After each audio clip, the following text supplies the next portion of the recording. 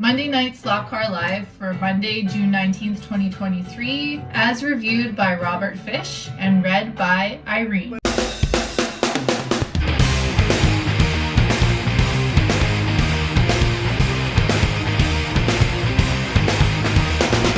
We started tonight's live stream without a specific topic of discussion. I think we all came to the conclusion that Dan should be receiving royalties from Dr. Pepper for all the free advertising he does for them. Dan explained that YouTube will allow one guest to live stream with him. As our friend Scott from Scott's House of HO Racing has acquired just over 500 viewers, Dan is planning to have Scott join him as a guest on next week's Monday Night Slot Car live stream. With that in mind, everyone is being asked to email Dan a question or two for Scott for next week's stream. We were reminded once again that Jean from NYC Slots on eBay will provide a discount for Slot Valley Racing fans if they wish to make any purchases from his eBay store. After teasing me with a fresh, ice-cold, almost slushy like Dr. Pepper, Dan told us that he sent Elise Russell from AFX an invitation to join us on the live stream some Monday night coming up. If not her, then possibly some other spokesperson from AFX would be available. No response yet. Latest update is that Elise Russell will be joining us on a Monday night coming up for Slot Car Live. Dan showed us the first Top Fuel dragster produced by AutoWorld. It was a Mac Tools sponsored dragster, along with an explanation that it was Scott of Scott's House of HO Racing who got him involved in the AutoWorld Top Fuel dragsters and funny cars. After Scott, the next person to be scheduled for streaming with Dan will be Steve from Stockpile Hobbies. As mentioned, Dan has sent Steve no less than 10 AFX cars to install LED lights on. So in a couple of weeks, we should see a video from Stockpile Hobbies showing how the LED light installation is done, and we will have a chance to talk to Steve about it and about what he and Enzo are up to these days. Dan has charged myself and the rest of we Pro Tinker regulars with the monumental task of trying to ensure that Brian and/or Ryan from Pro Tinker Toys will join us during next week's Monday Night Slot Car live stream when Scott will be with us. We will do our best to make that happen, Dan. There was quite a bit of discussion about the much-loved 440x2 chassis from Tyco and Mattel. We all seem to agree that it was one of the very best. I suggested that maybe we could start an email campaign to make Mattel take notice that there is still a market for 440x2 based slot cars these days. Unfortunately, my suggestion seemed to have gone unnoticed, much as it has the previous times I've mentioned it. Seems to me it would be more proactive than just sitting around and hoping something will happen. If we get everyone in all the HO slot car communities to help, we might make an impression on Mattel. It won't cost anything and there's nothing to lose by trying. Not to my surprise, everyone seems to have their preferences when it comes to slot car chassis. I think the cool thing we should take away from this is that it's great to have choices. The more choices there are, the more likely we will find something that is right for us. The other thing to keep in mind is that over the years, the power requirements and controllers for many of these cars have changed many times. While it is true most any chassis will work with any track, it does not mean it will work well or great, or even as expected. These days, when buying older cars or newer cars, you have to know what you have in order to make educated decisions about running or upgrading these cars. Fortunately, there are good people like Dan, Scott, the Daydreamer Ted, and Terry Flynn from Hardin Creek who are knowledgeable and who are more than happy to share what they know and what they are learning with us. The few names I mentioned here are just the tip of the iceberg in the slot car communities. Dan Cronin from Viper got honorable mention tonight. It seems he and the other good people at Viper offer excellent service, and Dan is very willing to talk with his customers.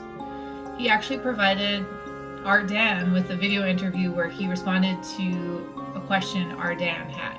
Scott informed us that he will be contacting Terry Flynn from Hardin Creek Hobbies to invite him to join his live stream this coming Saturday evening. I'm certainly looking forward to that.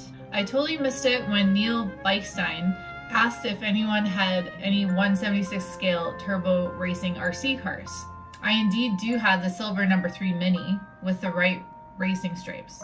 As a matter of fact, I showed the car to the mayor and Dan when we were on the mayor's Discord channel after tonight's live stream. It is indeed a full function RC car, which can be purchased for under or around $100 US. with a cool pistol grip transmitter. The car by itself can be purchased for around $60 on eBay. This might be the future of slot cars in the coming years, except there will be no slots, just track kits with sidewalls. Like I said last week, we already have the technology to make this happen. In Germany, miniature RC is very popular and some of the vehicles are truly amazing. Another great topic for a discussion here on Monday Night Slot Car Live. We had some brief discussion about our favorite video games. Metal Gear, World of Tanks, World of Warships, GTA 5, and the new NHRA game for Xbox all received mention. Dan told us that he has tried to invite Troy from Slot Car Crazy to join us here on the Monday Night Slot Car live stream on several occasions, but so far Troy has not replied to Dan. I may have his phone number if you want to try a more direct approach. If not me, I am certain that Ted the Daydreamer Baker has Troy's phone number. It may be easier to contact him by phone. I'm sure he must get a lot of email. At some point tonight, we were talking about a former content provider who has kind of slipped from the scene these days. The content streamed under the title AFX World and was created by an Australian gentleman by the name of Ringo Machiavelli, near as I could tell. It's a little hard to be sure of his accent. Dan mentioned that he was influenced to some extent by this young man's excitement and style, which are clearly evident in the great videos he's made. It is indeed a shame that he is not producing new content anymore. Like Vitoman50, we wish he would rejoin our community, even if it is not to produce content. They have much they could share with us, and we would love to share with them. Our good friend Matt from Patriot Hobbies joined us tonight. He seems to be keeping a bit of a summer low profile these days. Anyway, it was great to have him back with us again tonight. And then there was Adam Hertz's dilemma. He was sitting with 29 subscribers where he needed 50 in order to be able to make more YouTube videos on his channel. Those on the live stream who hadn't subscribed to Adam already were encouraged to go subscribe. There was a little bit of confusion about how to do this easily, but some figured it out eventually. We know that he ended up with at least 39 subscribers at the end of the live stream. While doing a little research for this review, I came across an interesting video from RC Explained. The video shows how to convert slotted slot car track to operate by radio control, which is basically another way to achieve wireless control for your slot car set, a thought which appeals to me a great deal. The link will be in the description down below. Dan announced that we would be video conferencing for a while on Discord at Gale Force Raceway Discord after the live stream was ended, if anyone would care to join us. That's a wrap for another Monday Night Slot Car live stream. We have lots to look forward to in the coming weeks. And don't forget, get your heart racing.